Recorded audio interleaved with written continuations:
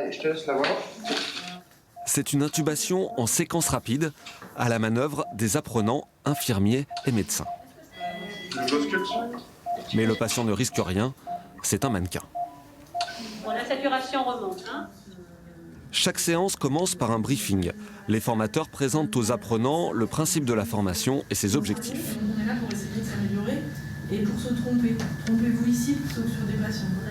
Donc voilà, la Noël qui a la particularité d'être enceinte. On rencontre ensuite le patient du jour, un mannequin qui parle, qui saigne, qui tremble et dont on peut observer les constantes vitales. Et là, les constantes, elle a combien de tension? Le scénario peut débuter, c'est une éclampsie, une crise convulsive après un accouchement. J'ai mal à la tête. Ok. Est-ce que vous avez des petites fourmis autour de la bouche? Les formateurs dirigent la simulation dans une régie. Les apprenants doivent trouver le bon diagnostic et collaborer efficacement. On insiste aussi sur le côté no technique, tout ce qui concerne la communication dans l'équipe, de façon justement à être efficace rapidement. Donc ça permet d'apprendre à se connaître aussi le champ de compétences de chacun, qu'est-ce qu'on peut demander à l'un, qu'est-ce qu'on peut demander à l'autre. Une fois la simulation terminée, tout le monde se retrouve au débriefing pour souligner les points positifs et tirer les enseignements des erreurs.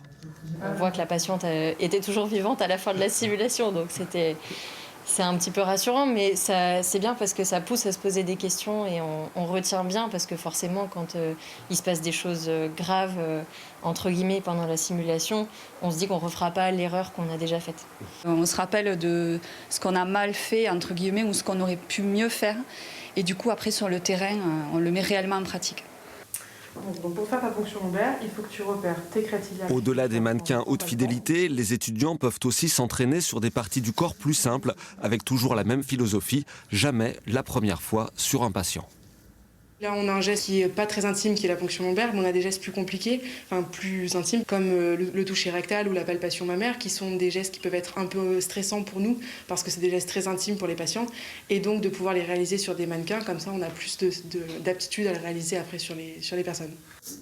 Les demandes de formation se multiplient et de plus en plus de spécialités médicales s'y intéressent. Dans un étage de l'hôpital, le CHU et l'université ont donc créé INSPIRE, l'Institut de simulation pour l'étude, l'application et la recherche en santé. L'avantage, donc, c'est d'être vraiment auprès des services et aussi on a, grâce à un appel à projet, un nouveau système audio et vidéo de retransmission pour visionner la pratique simulée et éventuellement pouvoir travailler, faire de la recherche en enregistrant les séances.